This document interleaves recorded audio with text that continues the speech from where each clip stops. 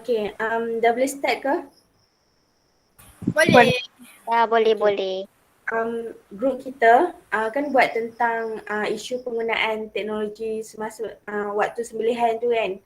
So, isu so ada kaedah, ada beberapa kaedah yang digunakan secara moden dalam teknologi penyembelihan ni lah.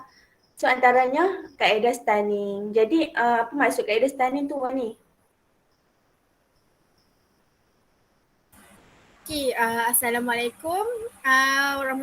Assalamualaikum warahmatullahi wabarakatuh. Nama saya Nur Syazwani. Okay, stunning ni maksud dia ialah dia satu kaedah untuk mengesan haiwan sebelum disembelih. Haiwan yang yelah yang halal. Ia memudahkan proses penyembelihan terutamanya dalam skala yang besar lah. Sebab macam kita nak mencepatkan proses, nak lagi memudahkan urusan tu, kita sekali buat dengan skala besar lah. Jadi ada beberapa kaedah stunning, antaranya ialah stunning mekanikal, stunning elektrik, stunning angin dan pelarian water stunner. Okey, tu maksud dia. So boleh faham? Okey. Saya nak tanya Atira pula. Apakah tujuan stunning ni Atira? Terus akan tujuan stunning. Nama saya Nur Atira binti Samrudin dari Kelas DP5B akan menerangkan tujuan stunning. Tujuan seperti yang kita tahu kan, penggunaan stunning ini semakin meluas dalam pengusahaan rumah sembelihan. Hal ini demikian kerana terdapat pelbagai kaedah dan terdapat pelbagai faedah dan kebaikan yang kita dapat perolehi daripada proses stunning ini. Tujuan stunning ini adalah untuk memudahkan dan mempercepatkan proses penyembelihan. Ia juga dapat menyelesaikan masalah kekurangan bekalan dan pengeluaran daging halal dalam pasaran.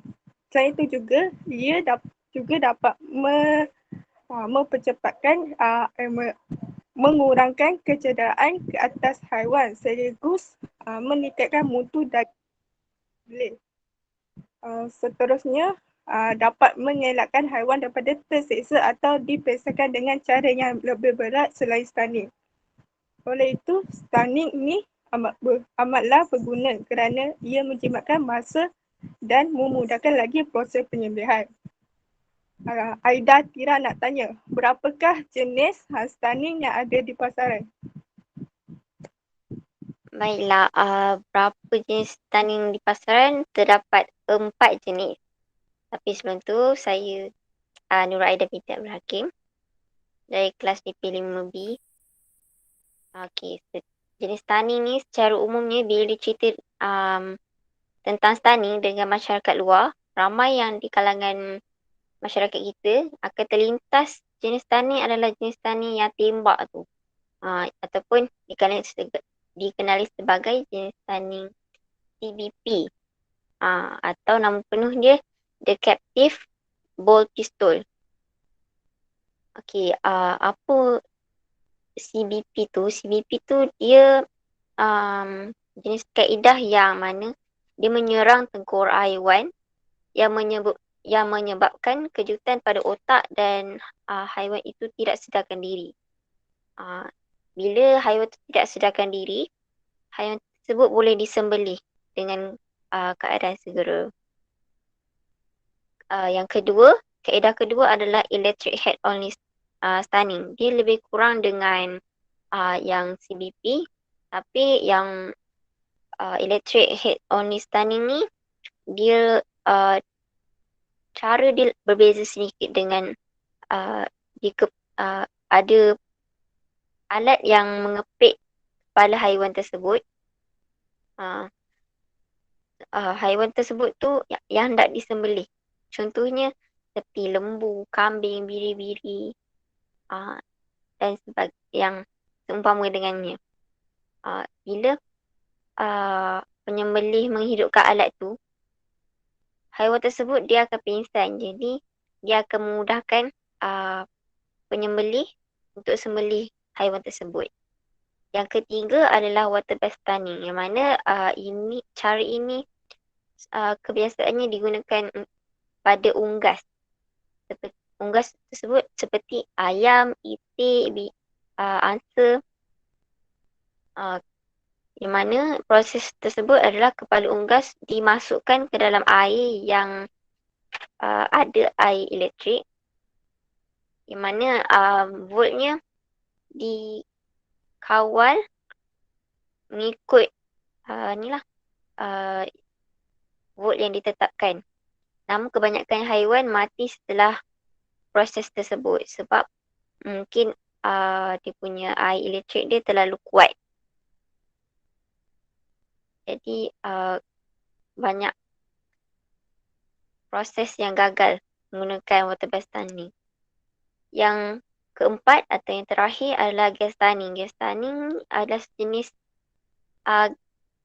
stunning air yang mana gas tersebut adalah sejenis dadah dan karbon dioksida yang digunakan dalam proses penyembelihan.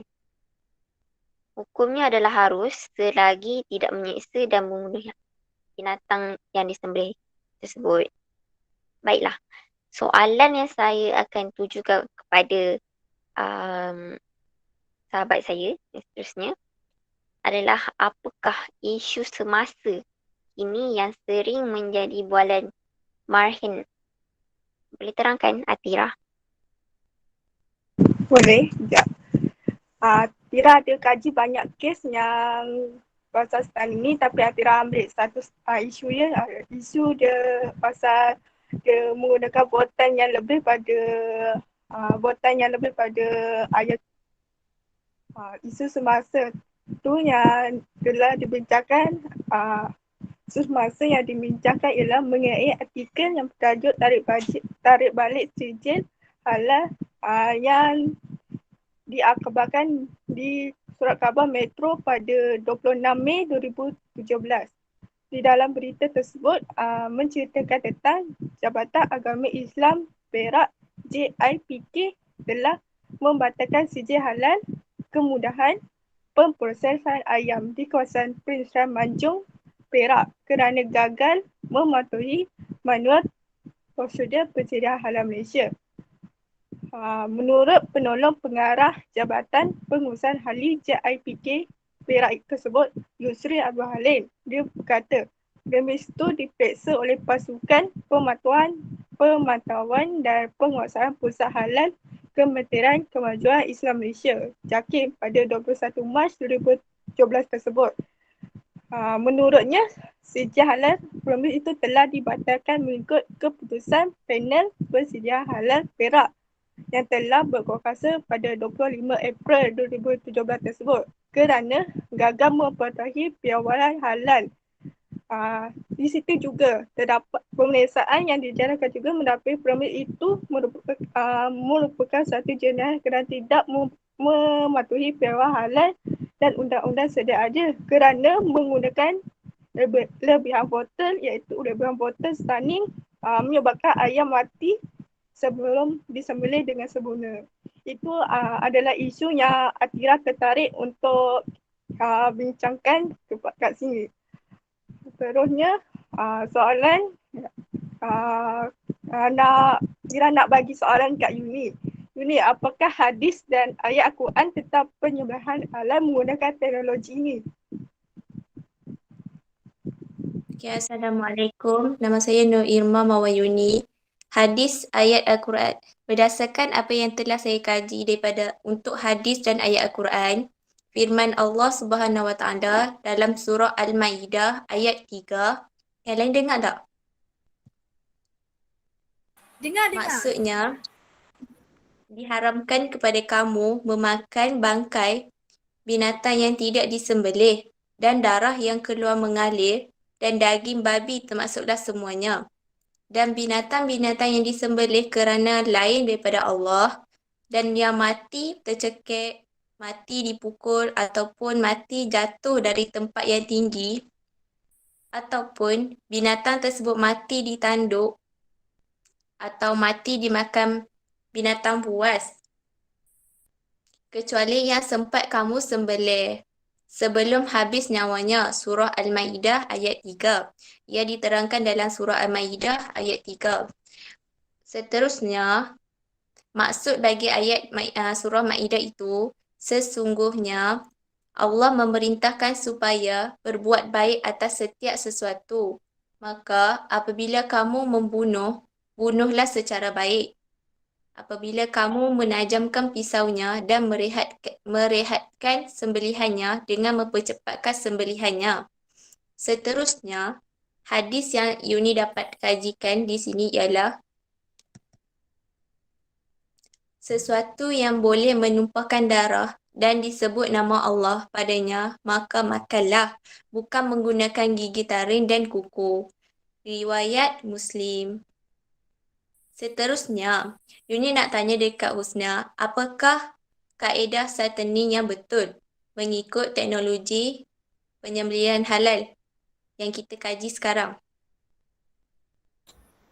Okey, apa yang saya dapat, kaedah water bath tanning tu dalam 4 kaedah tu, first kaedah water bath tanning.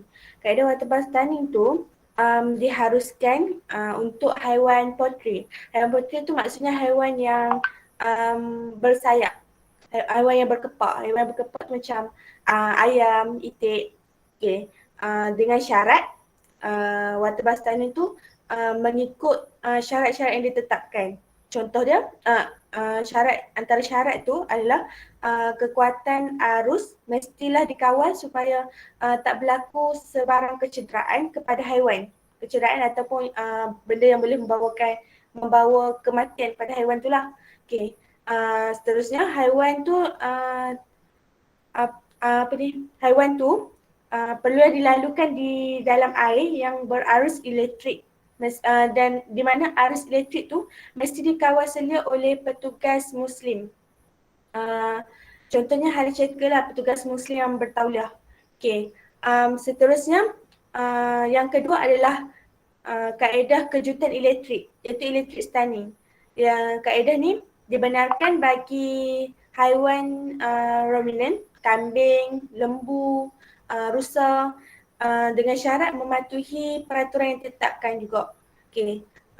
Peraturan dia adalah stunner yang digunakan adalah jenis kejutan di kepala sahaja. Dia tak boleh dilakukan di kawasan lain selain kepala.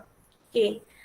Lepas tu, kejutan elektrik mesti dikawal, iaitu tidak melebihi 0.7 ampere bagi kambing dan 2.0 ampere bagi lembu, dan haiwan-haiwan lain juga ada dia punya sukatan ampere dia. Okay. So dalam tempoh aliran elektrik ni dia perlulah dilalukan selama 3 hingga 6 saat sahaja. Dia tak boleh lebih, sebab kalau lebih dia boleh datangkan mudarat kepada haiwan tu lah. Haiwan tu boleh mati ataupun tercedera. Okay. Haiwan yang telah disembelih tu juga mesti dikawal oleh petugas Muslim. Sama juga dengan yang water bath tanning tu.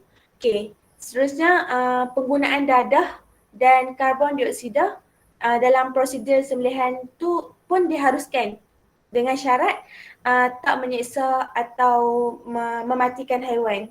Sebab kita tujuan untuk melemahkan haiwan. So dia dibolehkan. Yang akhir sekali yang nombor 4 tu, kaedah stunning punitive captive both dan non-punitive captive both, yang tu haram.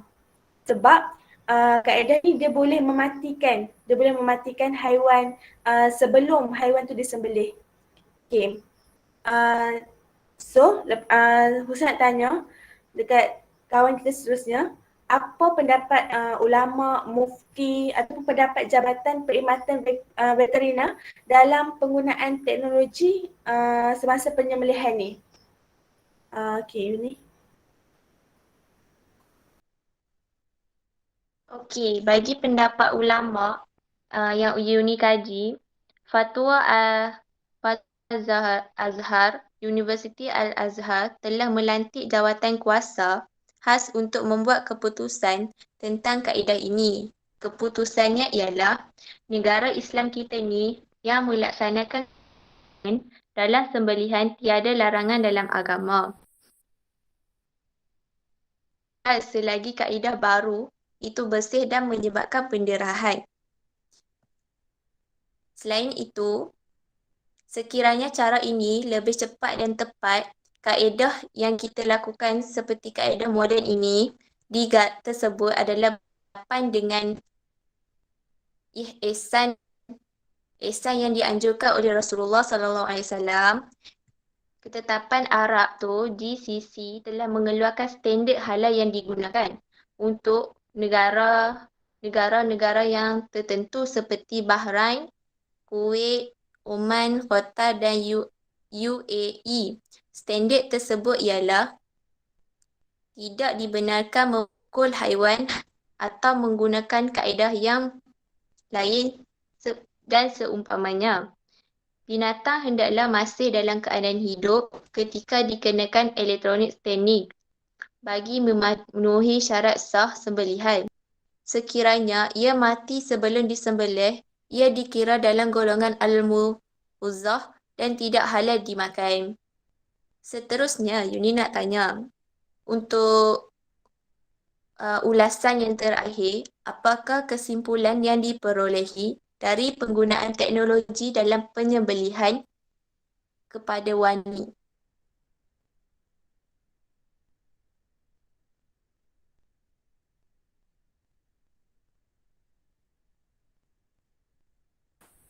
Okey. Setelah apa yang dapatlah kami faham, kita orang faham, pada kaji-kaji apa yang pasal stunning ni, okey. Sekarang ni dapat sebenarnya saya simpulkan ialah stunning ni sebenarnya mempunyai, dia ada kebaikan dia dan ada keburukan dia. Contoh saya bagi untuk kebaikan dia ialah kebaikan dia sebenarnya dapat memudahkan proses penyembelihan. Penyembelihan yang banyak lah.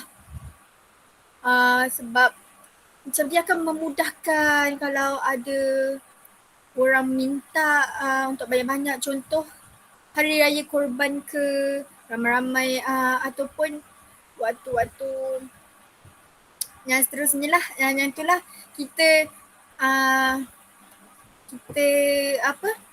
akan menggunakan kaedah stunning ni. Dan antara keburukannya ialah stunning ni kaedah sebenarnya bukan kaedah untuk mematikan, tapi sekiranya haiwan tersebut mati sebelum disembelih, ia dikira haram dan tak boleh makan sebab dah dianggap sebagai bangkai lah. Jadi penggunaan stunning ni sebenarnya diharuskan, tapi mengikut syarat-syarat yang dah tetapkan. Penggunaan teknologi moden pada waktu-waktu macam ni juga sebenarnya perlu selari dengan tuntutan syarak. Sebagai kita sebagai contoh, sebagai kita orang Muslim ni, kita mesti nak cari makanan dan dari segi keperluan hidup kita berdasarkan sumber-sumber yang halal, kan?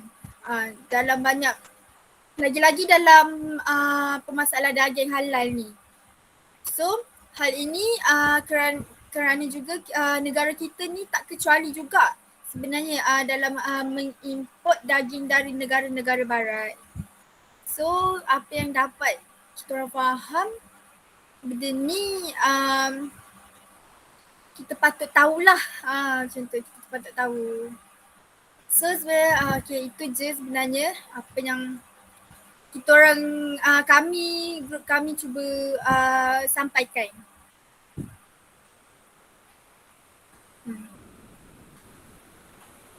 So mungkin ke antara kita ada apa-apa nak tanya ke? Bolehlah tanya.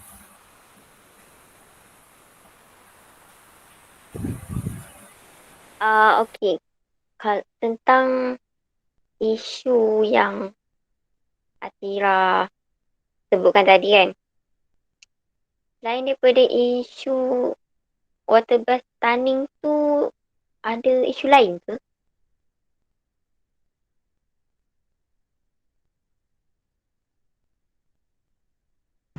Ada je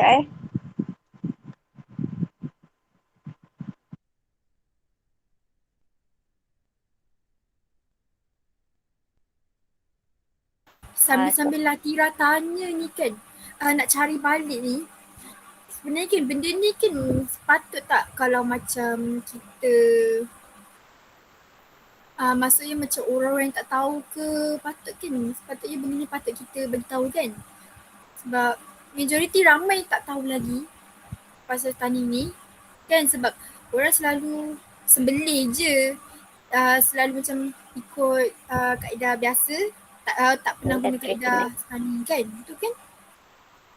So benda ni kita patut kongsi kan dekat semua orang supaya diorang tahulah maksud tani ni macam mana. Yang pasal isu tu kan tadi, kalau ikutkan Aida pernah terbaca tapi tak ingat secara detail dia. Yang tentang CBP atau yang headshot mana tah? Sekejap. Apa yang satu lagi yang lebih kurang dengan CBP tu? Electric head stunning only. Yang tu. Yang tu kan kalau kita tak tembak dengan betul kan dia boleh pecah je tengkorak tu. Faham. Apa yang faham? Yelah pasal elektrik tu kan, kaedah elektrik kan. Tak dengan betul. Kaedah elektrik ni pun sebenarnya kena hati-hati kan, sebab yelah macam Husna ada kata, dia ada volt dia yang kita perlu ditetapkan lah kan. Kalau dia melebihi mungkin tanpa sempat kita sembelih dia dah mati. So benda tu jadi tak boleh makan lah, haram kan. Betul. Itulah antaranya. Tapi isu semasanya banyak je kan. Banyak kan. Kira pernah baca ada dia rendam je ayam tu dalam air panas.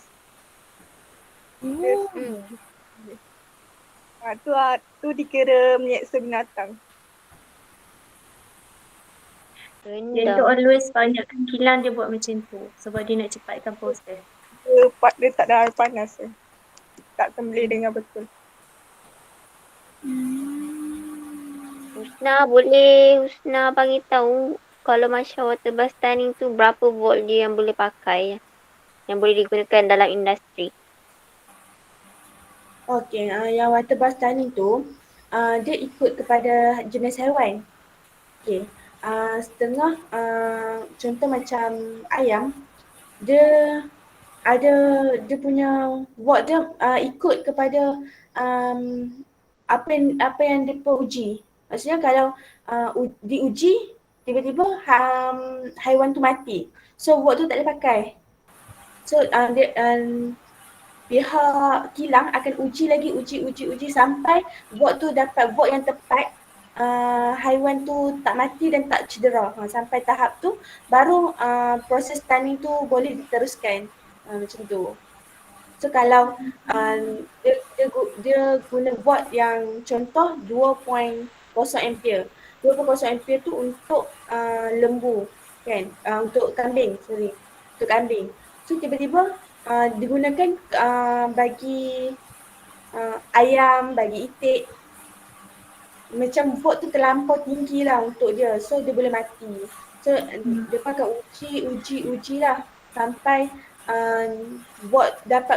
dapat voltan yang tepat untuk haiwan tu. Macam tu. Ya, betul lah sebab dia stunning ni bukan untuk mematikan kan, dia just untuk memensankan sahaja kan.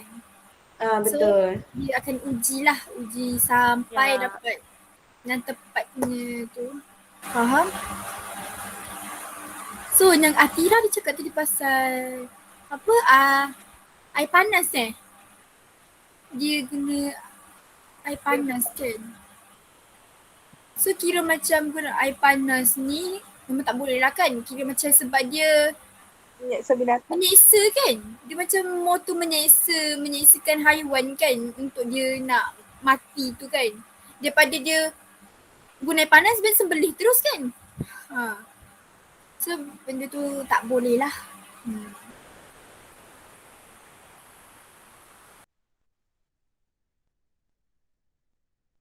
Okay, satu lagi yang pasal penggunaan dadah dengan karbon dioksida tu pun kalau ikut kita kena bagi tahu dekat orang awam lah. Sebab kebanyakan orang awam bila dengar dadah, okey benda tu haram. Tapi dia pun tak tahu yang dadah tu sebenarnya bukan digunakan untuk bagi haiwan, disuntikkan pada haiwan tu bukan untuk nak bagi macam dadah tu bukan haram lah, sebab disuntikkan kita suntik tu cuma untuk bagi dia lali. Bila lali, so proses penyembelihan tu jadi senang. So bila orang awam tahu, dia pun macam okey, dadah boleh guna dalam sembelihan. Tapi dengan syarat dadah depend dengan karbon dioksida. Macam tu. Dia bukan dadah-dadah yang tunjuk tu lah. Dia macam dadah yang dah ditetapkan yang dah sepatutnya guna kan. Ya, betul. Faham. Saya nak tanya hukum penggunaan stan ni macam mana? Sebenarnya hukum dia macam lebih detail lagi hukum dia apa sebenarnya ni.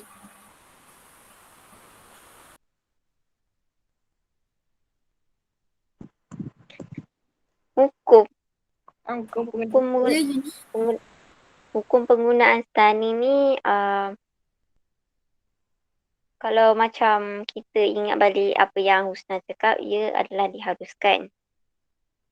Diharuskan dengan syarat kita mengikut dia punya syarat-syarat yang ditentukan. Sebab kita macam Husna cakap tadi lah, kita nak meminsankan sahaja haiwan tu, bukan untuk mematikan. Bila dia kalau andai kata dia sudah mati sebabkan kita punya proses stunning, haiwan tu akan jadi bangkai. Jadi kita tak eloklah nak makan. So Aida nak tanya stunning apa yang boleh dengan yang tak boleh. Macam ada satu tadi rasanya yang tak boleh tu dia yang CPB kan. Tak boleh sebab dia dah mematikan terus otak daripada otak kan. Dia dah menyebabkan kejutan lah kat otak kan. So jenis yang mana yang boleh dan yang tak boleh selain daripada yang tu yang tak boleh. Kalau kan yang tentang yang berkaitan dengan otak ataupun tempurung kelapa pula, tempurung kepala, kan ada dua jenis tadi, iaitu salah satunya CBP lah. Yang kedua adalah electric head only stunning. Yang CBP tu kalau dipakai masa proses, dia ada volt dia tersendiri. Bila dia tembak tu, kita kena pastikan betul-betul tembak betul-betul dekat tengah-tengah kepala tu. Bukannya sengit tepi ke apa, sebab kita nak bagi dia pengsan kan. Kita tak nak pecahkan tempurung kepala dia. Jadi dua-dua boleh pakai, cuma dia mengikut kepada ni lah Cara penggunaan dia lah. Oh. Orang tu cara dia guna lah. Setengah orang dia tembak tu main tembak je. Haiwan tu tak sedia, dia boleh jadi bangkai. Dan tempurung kepala Tapi dia dia boleh kena tembak tu terus kotak lah macam tu. Dan kita nak bagi otak tu bergegar, kan otak ni adalah satu sistem utama dalam tubuh badan kan. Bila kita gegarkan otak tu proses segala benda yang sedang berjalan dalam badan ni akan berhenti sekejap. Jadi setiap orang kata haiwan tersebut boleh pingsan. Waktu time haiwan tersebut tu pingsan, kita kenalah cepat-cepat sembelih sebelum dia sedar. Faham. By the way, time. Ya? Apa tu? Tak teruskan. Ini. Yuni ya? Dulu.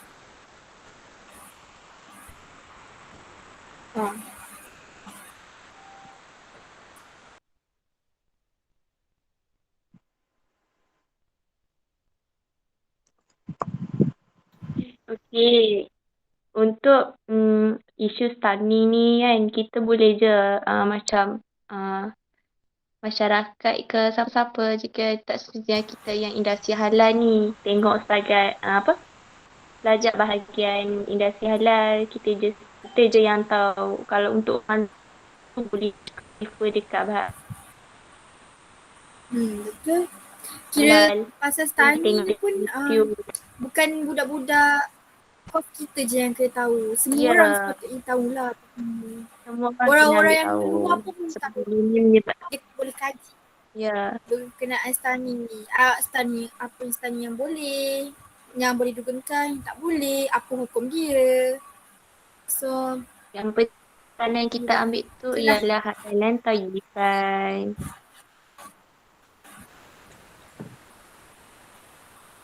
Okay, ada apa-apa lagi? Itulah, mana tahu apa yang kita faham-faham dah tu. Korang nak tambah apa-apa lagi ke soalan? Rasanya Yang macam tak ada. pasal Oh, ada Tapi Husna macam ada je. Okay. Ya, teruskan. okay. yang pasal ditembak ke tengkorak tu yang kat tengah tu. Okay. Yang tu selepas disembelih pihak halal checker dia akan check bahagian tengkorak tu sama ada tengkorak tu ada bekas tembakan ataupun tak. Kalau ada bekas tembakan maksudnya daging tu still halal. Tapi dia tak dilabelkan halal di bawah JAKIM. Maksudnya dia still boleh makan tapi dia tak boleh dipasarkan. Tapi bila diperiksa lagi ada masalah dekat bahagian kepala yang boleh katakan darah beku yang di shock yang dia pun boleh shock yang haiwan tu mati. Okay. So haiwan tu haram lah. Dia pun akan check bahagian tengkorak tu. Itu je. Faham? So sebenarnya kalau kat Malaysia ni, di dalam Malaysia ni dia galak lah kan. Dia tak galakkan kaedah stunning kan.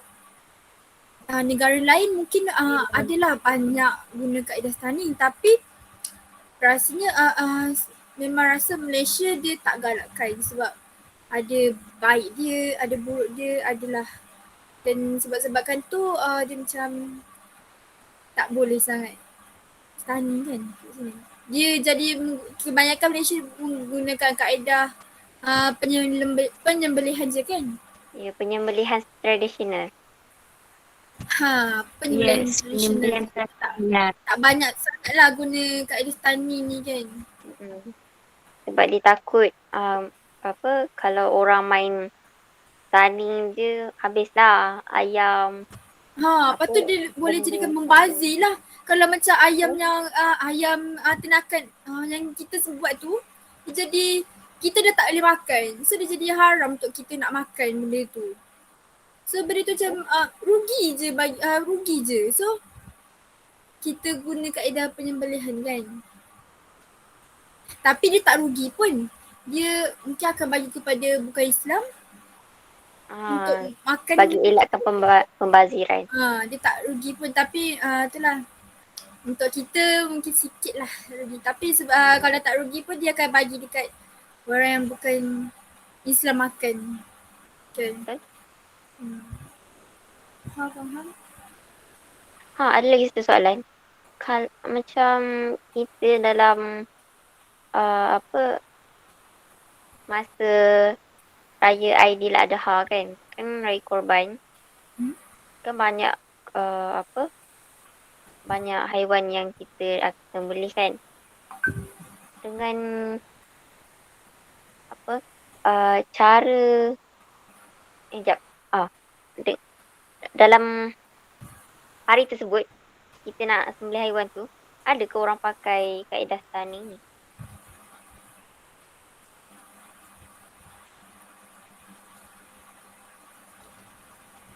Kalau ikut tu ada je tapi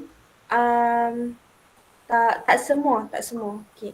Maksudnya sebelum nak gunakan kaedah stunning tu pihak kan nak buat korban. So korban tu tak boleh libatkan orang kampung je sebab orang kampung tak tahu pasal stunning. Betul? Tapi dekat dalam Malaysia memang kebanyakannya guna kaedah tradisional lah sebab stunning, kalau korban guna kaedah stunning macam macam rugilah. Kan korban kan guna kambing, ayam, dia guna kos yang tinggi. So tak sesuai kalau orang yang memang betul-betul tak pakar dalam stunning ni buat kaedah stunning tu sebab takut membazir. Macam yang kita cakap tadi lah. Tapi itulah dia kalau stunning ni pun kira macam kena bayar ke?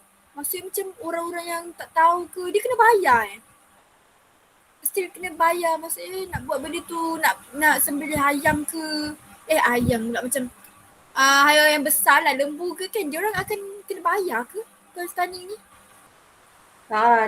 Dia orang akan upah orang yang pandai lah. Upah orang yang pakar dalam bidang stunning ni.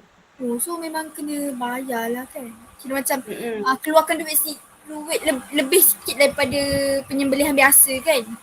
Betul. Faham.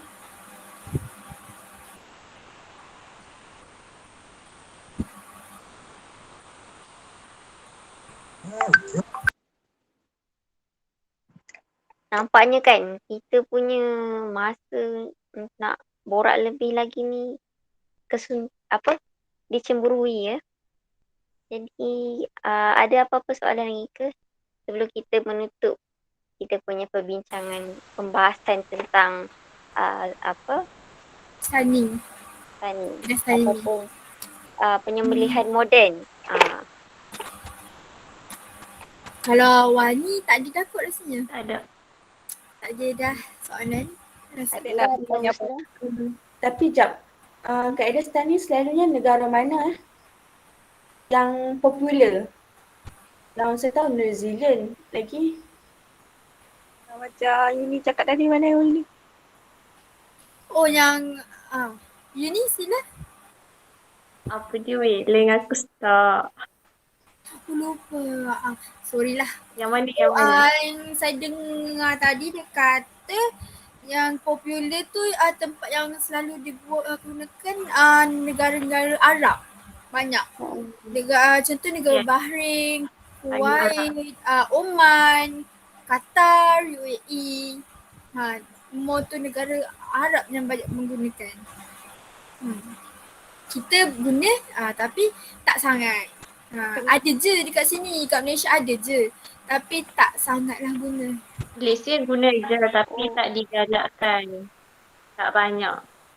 Dia tak diperluaskan lagi. Oh jadi yang negara yang belah-belah Arab sana diorang kerap gunakan stunning ni sebabkan dia punya makan utama dia adalah nasi Arab ke? Betul macam unta kan. Unta dia suka makan unta, kambing, benda tu. So mungkin dia akan menggunakan banyak kaedah tu lah. Ada soalan lagi ke? Atau Ada soalan lagi? kalau tak ada, kita bolehlah tutup majlis kita dengan tasbih kafarah dan surah Al-A'raf.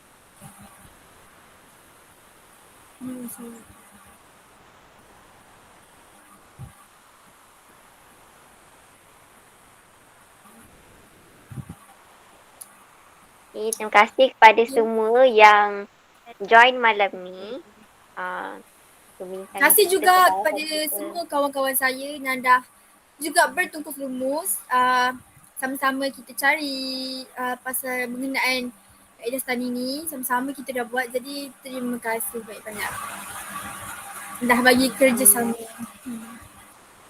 Sekian, terima kasih. Terima kasih. Assalamualaikum. Sama-sama. Salam.